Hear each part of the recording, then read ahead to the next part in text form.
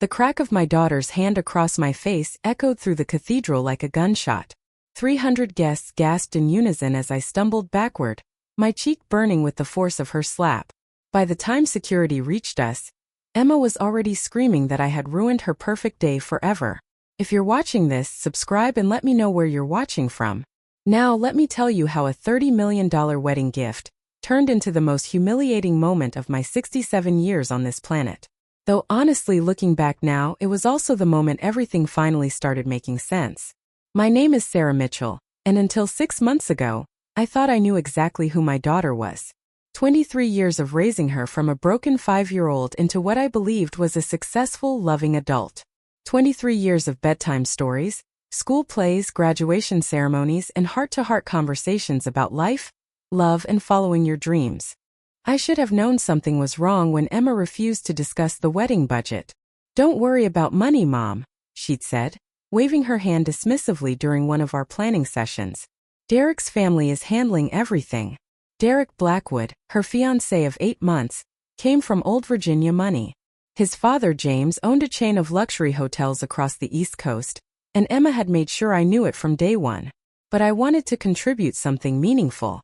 Mitchell Industries, the tech company I'd built from nothing over the past 30 years, was finally ready for its next generation.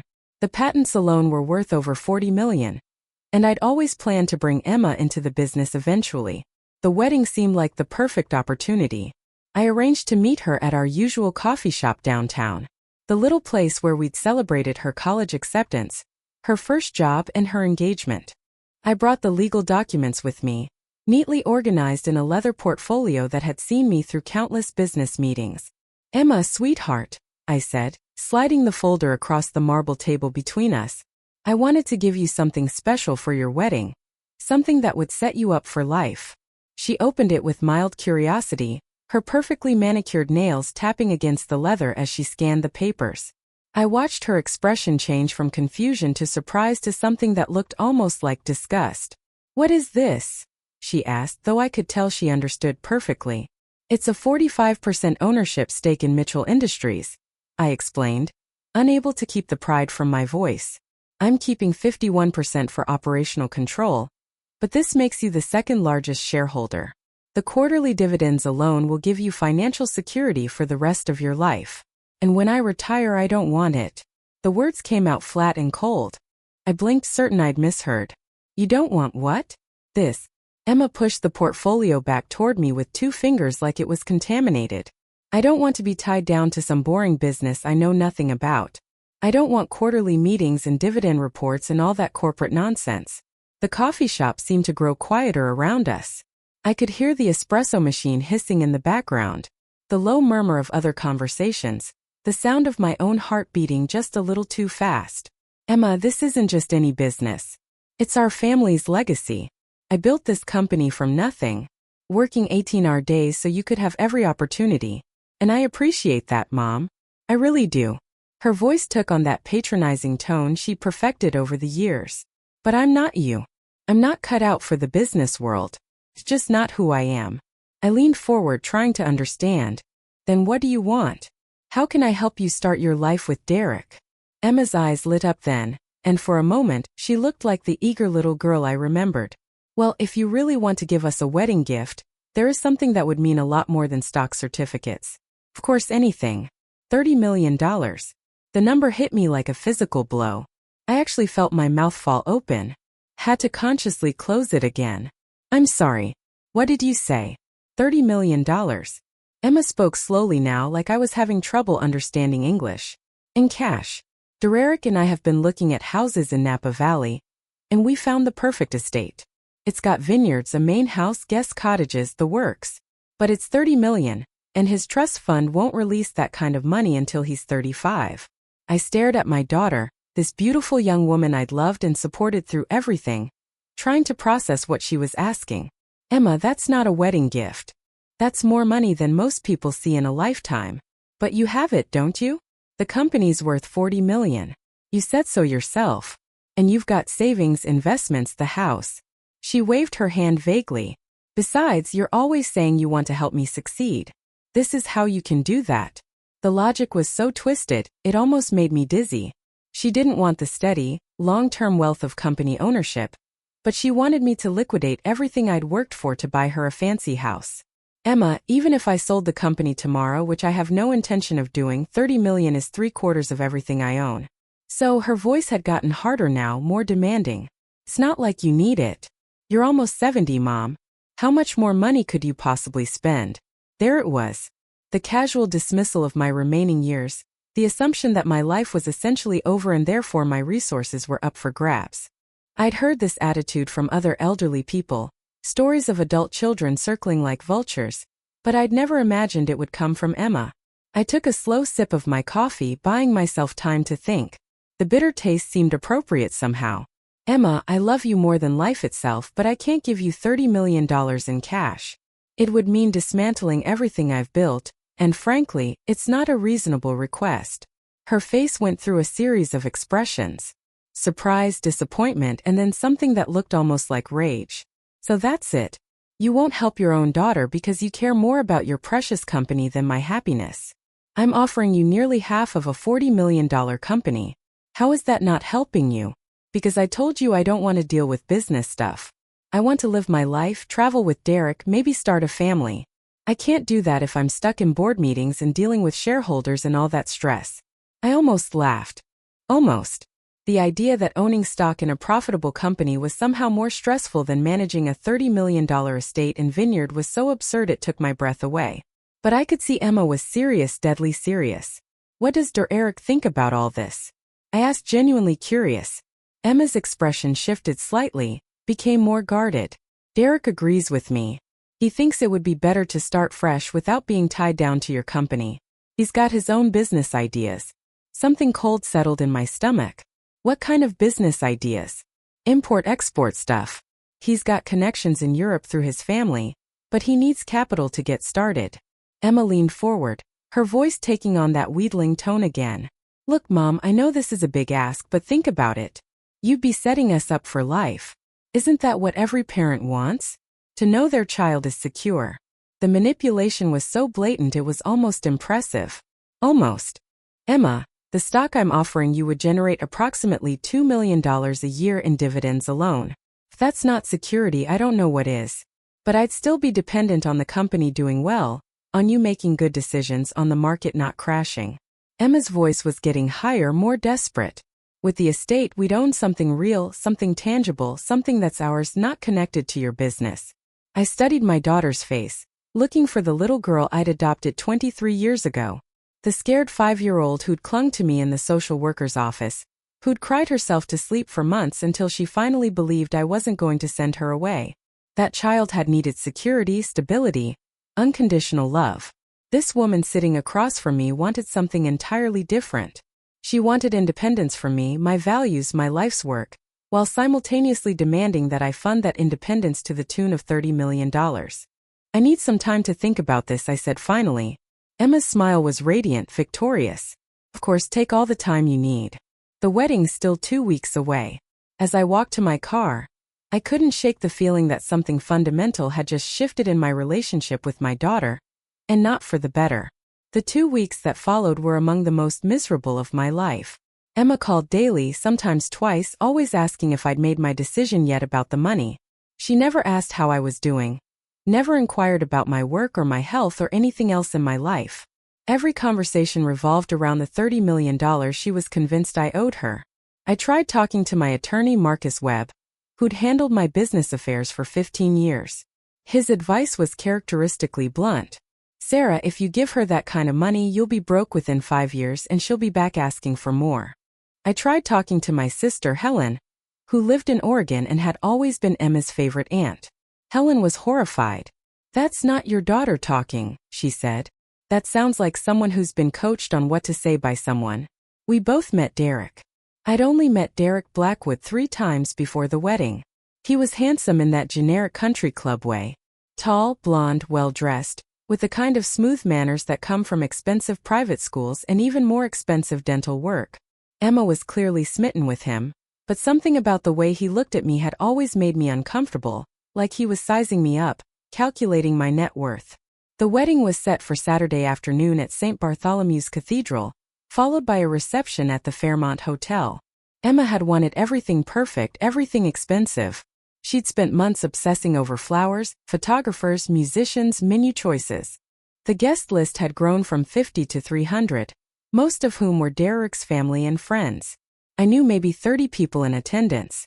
Friday night, there was a rehearsal dinner at Derek's parents' country club. James Blackwood, Derek's father, was everything I'd expected. Silver-haired, commanding, with the kind of presence that comes from never doubting your own importance. His wife Victoria was beautiful in that high-maintenance way that requires professional help to maintain past age 40. During dinner, James made a toast that made my skin crawl. To Emma, he said, raising his champagne glass, who's brought such joy to our Derek's life, and to Sarah, who raised such a lovely daughter and is being so generous with her wedding gift. The way he emphasized generous made it clear that Emma had shared the details of our conversation.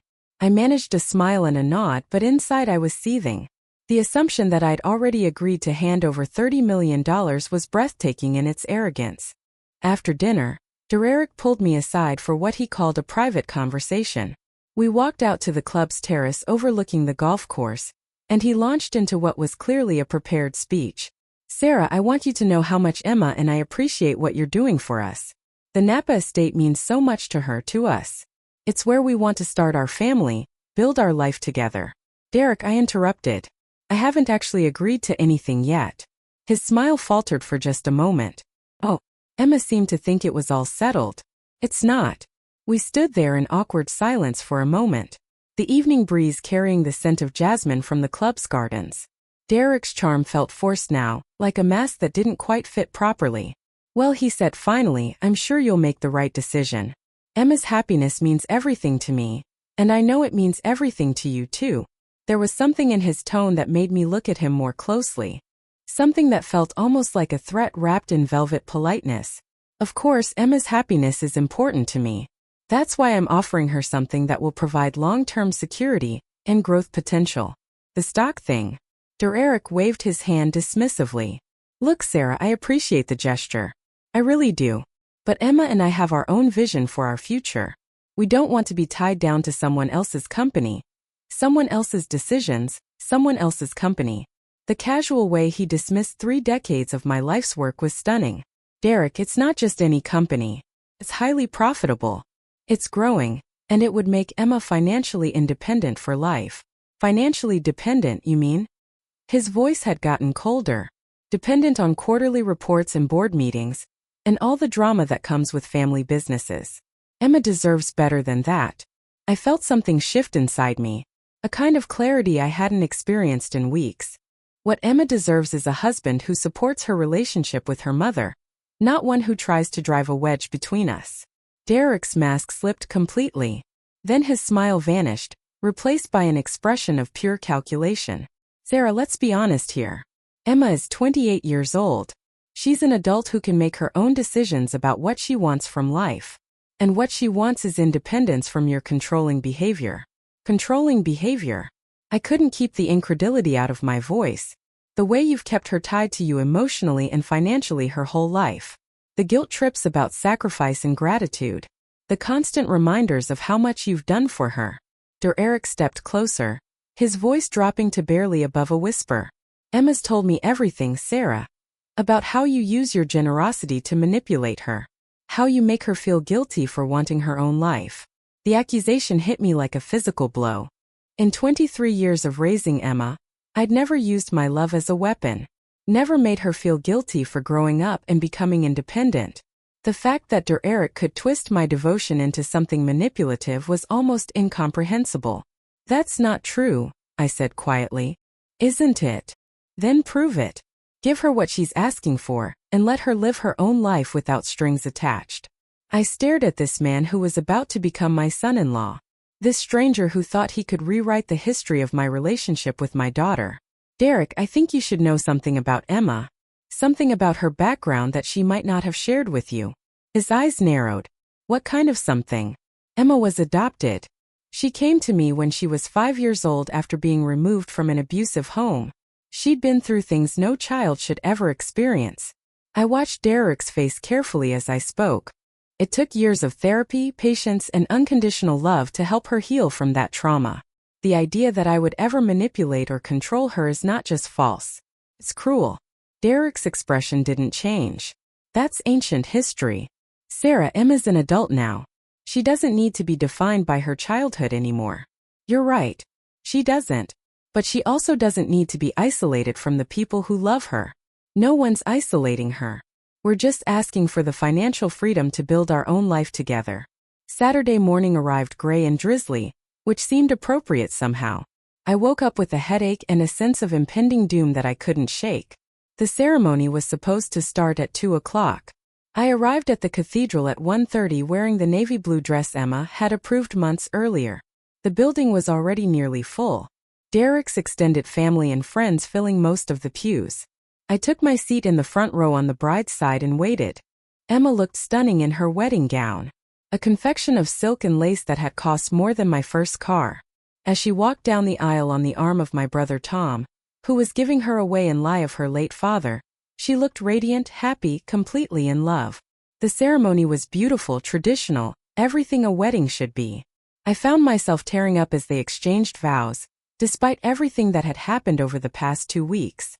This was still my daughter, the little girl I'd raised and loved, promising to spend her life with the man she'd chosen. It was during the reception that everything fell apart. The cocktail hour went smoothly enough. I mingled with guests, accepted congratulations, made small talk with Derek's relatives. Emma and Derek were glowing, posing for photographs, accepting well wishes from their friends. Dinner was served at 7. The ballroom at the Fairmont was elegantly decorated with white roses and crystal. The table set with the finest china and silver.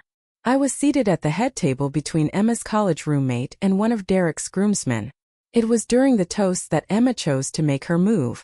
After the best man's speech and the maid of honor's heartfelt tribute to their friendship, Emma stood up. She looked beautiful in the soft lighting, her wedding gown catching the light from the chandeliers overhead.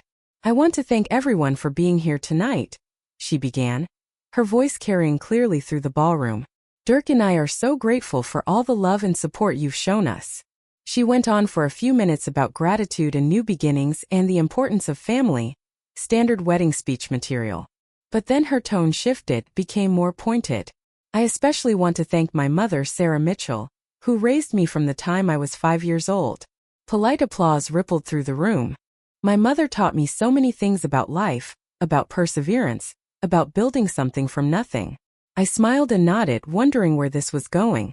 "She also taught me about generosity, about putting family first, about making sacrifices for the people you love." Emma's voice was getting stronger, more confident, which is why I'm so excited to announce that my mother has given Derek and me the most incredible wedding gift, the down payment for our new home in Napa Valley. The applause was thunderous.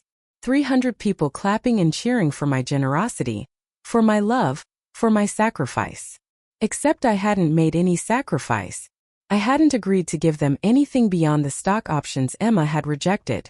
I sat frozen in my chair as Emma continued talking, describing the estate they'd be purchasing, thanking me again for making their dreams possible. Derek was beaming beside her, playing the grateful son-in-law to perfection.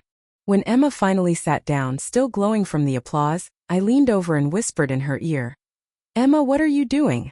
I never agreed to give you the money." She turned to me with a smile that looked sweet from a distance but was ice cold up close. "You will, Mom, because now you have to." That's when I realized I'd been played. Expertly. Completely played. Emma had just announced to 300 people that I'd given her $30 million, knowing that the social pressure would make it almost impossible for me to back out publicly. She'd trapped me with my own reputation, my own desire to avoid humiliating her on her wedding day. But she'd underestimated one thing about the woman who'd raised her. I built a $40 million company from nothing. I hadn't gotten where I was by letting people manipulate me, even if that person was my own daughter. I stood up, my legs shaking slightly, but my voice steady and clear. "Emma, sweetheart, I think there's been a misunderstanding." The ballroom fell silent as I stood there. 300 faces turned toward me in expectation. Emma's smile faltered slightly, but she kept it frozen in place, probably thinking I was going to play along with her little charade. "I never agreed to give Emma and Derek $30 million, I said. my voice carrying clearly through the sound system.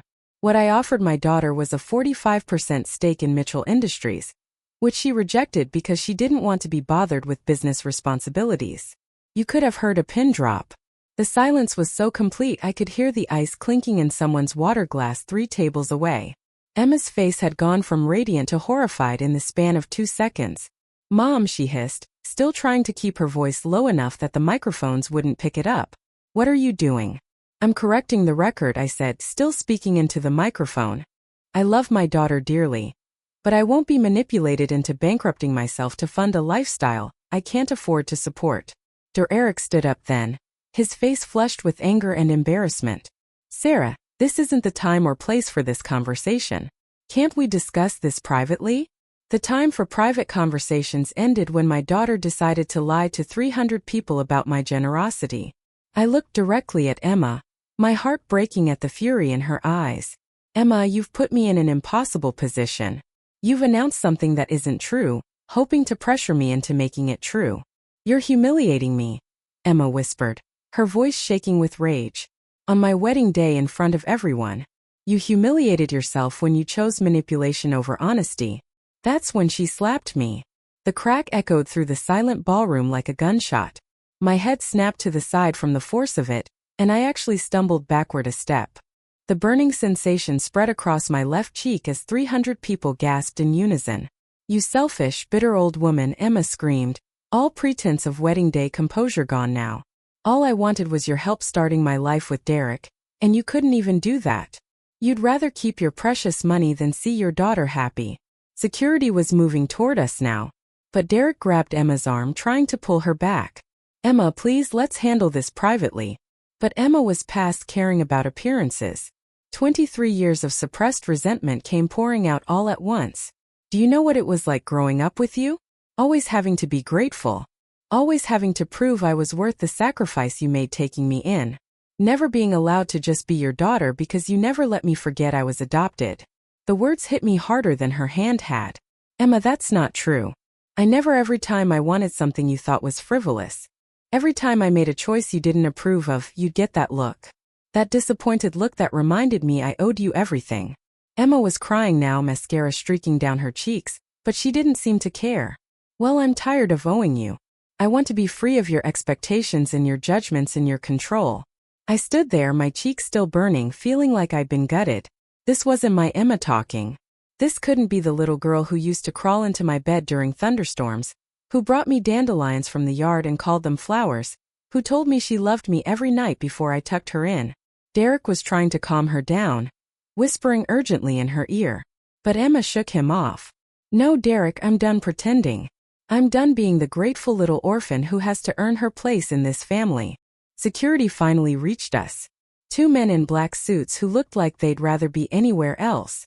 The wedding coordinator was frantically gesturing from the sidelines, trying to figure out how to salvage what was left of the reception.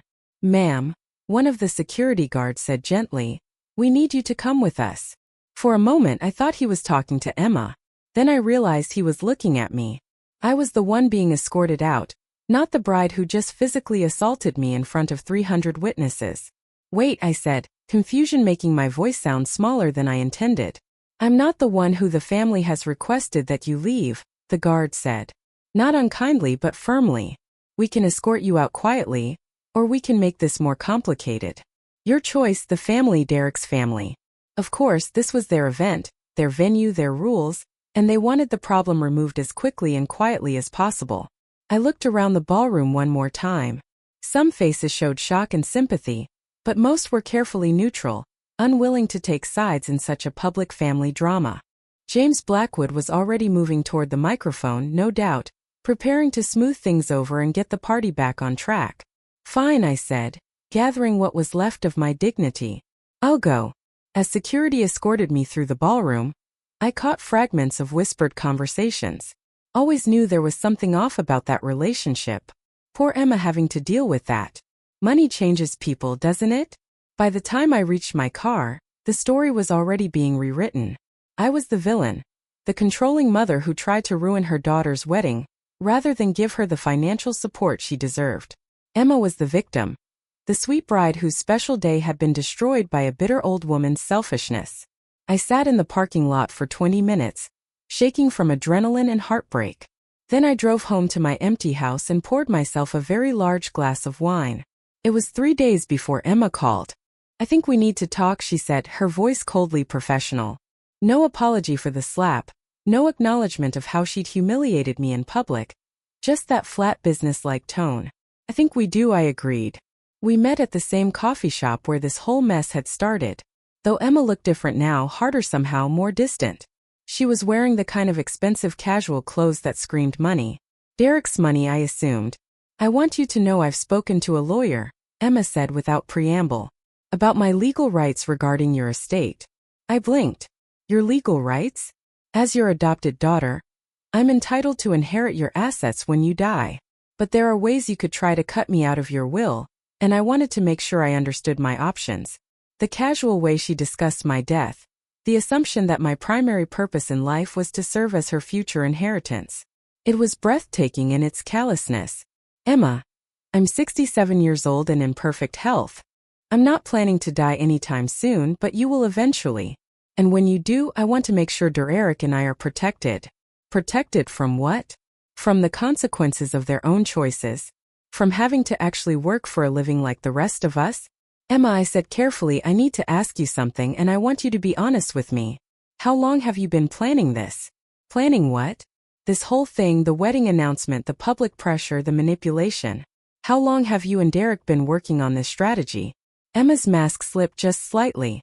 "I don't know what you mean, but I could see it in her eyes. The calculation, the rehearsed innocence. This hadn't been a spontaneous emotional outburst. It had been planned, orchestrated, designed to force my hand. "Let me tell you what I think happened," I said, settling back in my chair. "Derek Blackwood isn't just some rich kid looking to buy a vineyard. He's got debts, or his family does.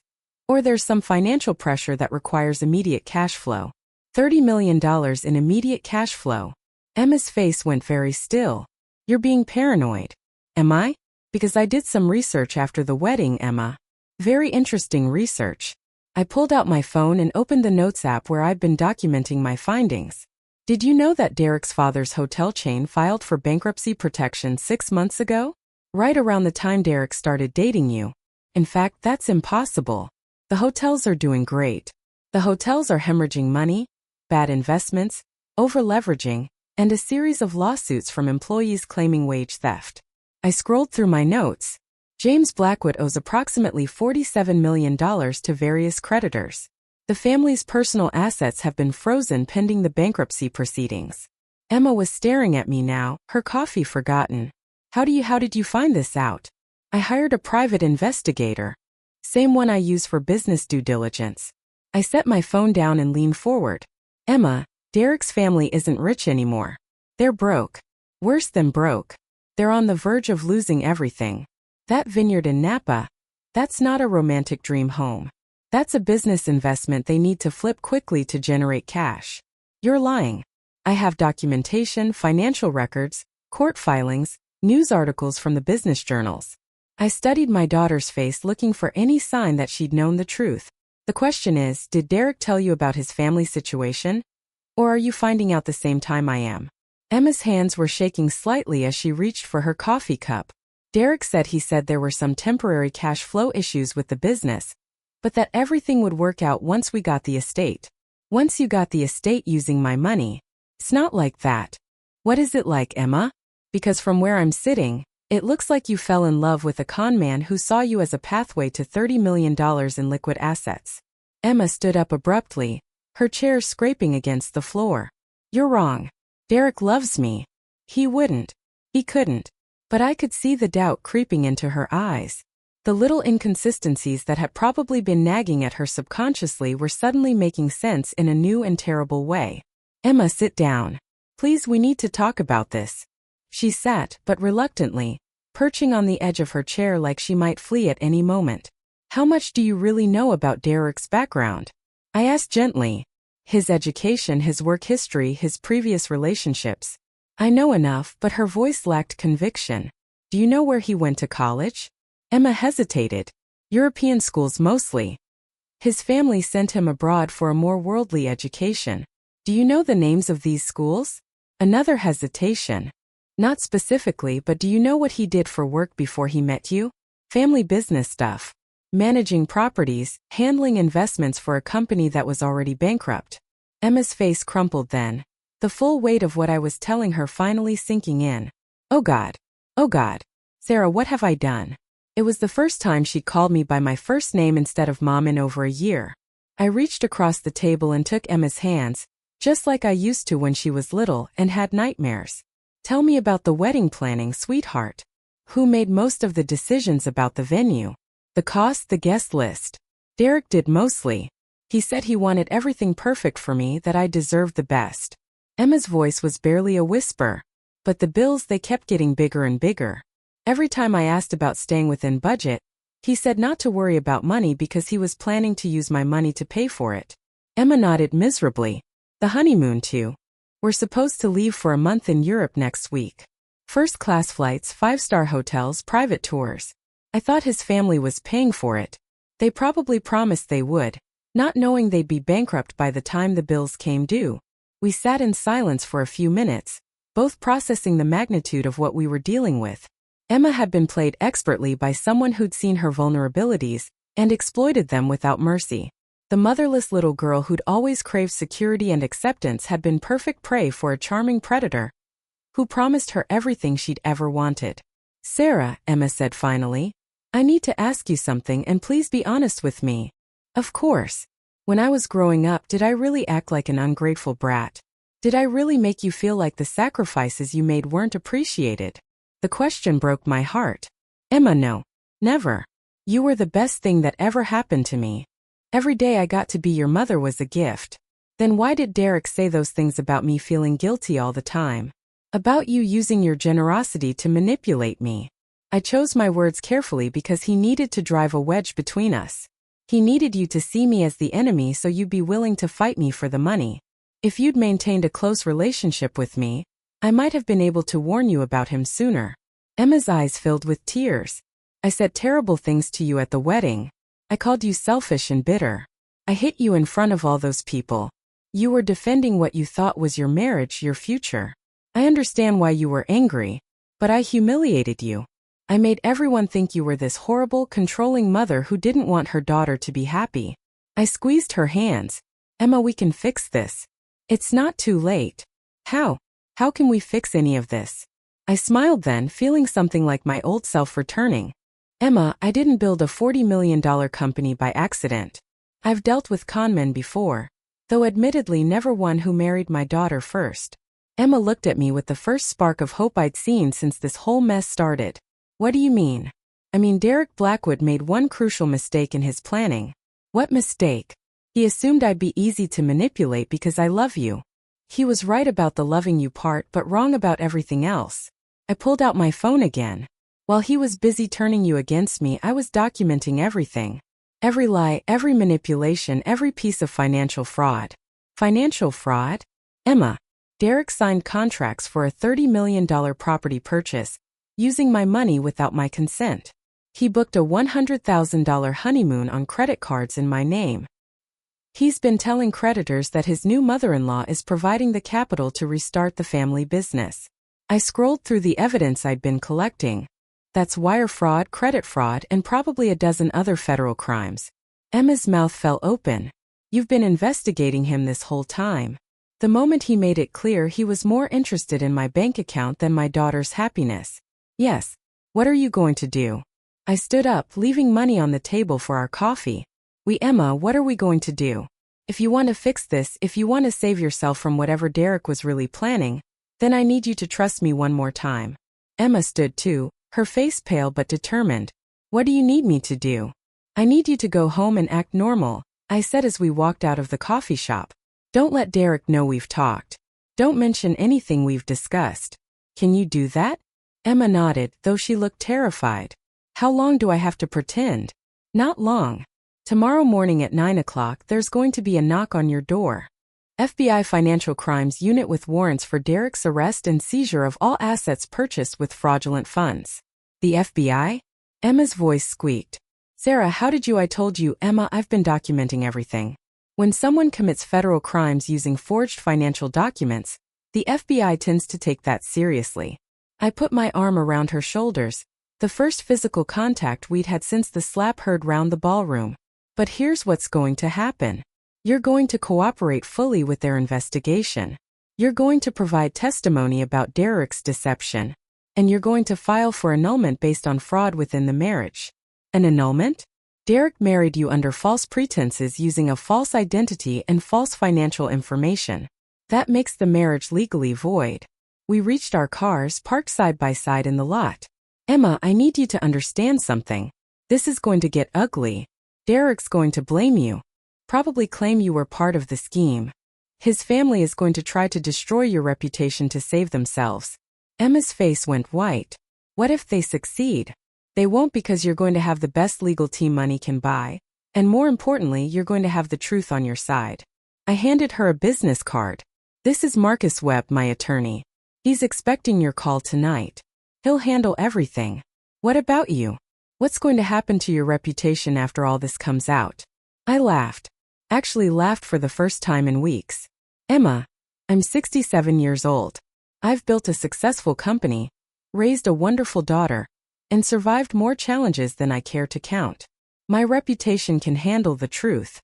Emma was crying now, but they were different tears than before. Relief, maybe, or just the overwhelming emotion of realizing how close she'd come to destroying her life. I'm sorry, she whispered. I'm so sorry for everything I said, everything I did. I don't know how you can ever forgive me, Emma. You were manipulated by an expert. You responded the way any young woman in love would respond when someone she trusted told her that her mother was the problem. I pulled her into a hug. My daughter, my little girl who'd grown up but still needed her mom sometimes. Besides, you got one thing right at the wedding. What? You said you wanted to be free of my expectations and judgments. Well, here's your chance. After this is over, after Derek is in federal prison and you've rebuilt your life, you get to decide what kind of relationship we have going forward. No guilt, no obligation, no strings attached. Emma pulled back to look at me. What if I want the same relationship we always had? What if I want to be your daughter again? Then you'll always be my daughter. That never changed. Not even when you slapped me in front of 300 people. 6 months later, Emma and I were having coffee again at our usual place. Derek was serving 18 months in federal prison for wire fraud and identity theft. The Blackwood family had lost everything in bankruptcy proceedings. The vineyard had been sold at auction to pay creditors. Emma was working part-time at a non-profit while taking business classes at night. She decided she wanted to understand Mitchell Industries after all. Wanted to be worthy of the legacy I'd offered her. I have something for you, I said, sliding a folder across the table. Emma opened it cautiously, probably having developed a healthy weariness of legal documents. Her eyes widened as she read. 51%, she asked. I'm ready to retire, I said simply. You're ready to take over. Besides, you've earned it. How have I earned it? I nearly destroyed everything we had. You survived, Derek Blackwood. You came back from the worst mistake of your life stronger and wiser. You chose truth over comfortable lies. I reached across and squeezed her hand. Most importantly, you chose us. You chose family. Emma was crying again, but these were happy tears. I love you, Mom. I love you too, sweetheart. Always have, always will. As we left the coffee shop that day, I thought about how much can change in 6 months. How quickly trust can be broken and how slowly it can be rebuilt. How love, real love, survives even the worst betrayals. Emma had learned that independence doesn't come from cutting yourself off from the people who love you. It comes from making your own choices, taking responsibility for your mistakes, and building something meaningful with your life. And I'd learned that sometimes the best gift you can give someone is the chance to fail spectacularly and find their way back home. The wedding slap had been heard around the world, or at least around social media, for about a week. But the reconciliation that followed was quieter, deeper, and infinitely more valuable. Sometimes the most painful moments of our lives turn out to be the most necessary ones. Thanks for listening. Don't forget to subscribe and feel free to share your story in the comments. Your voice matters.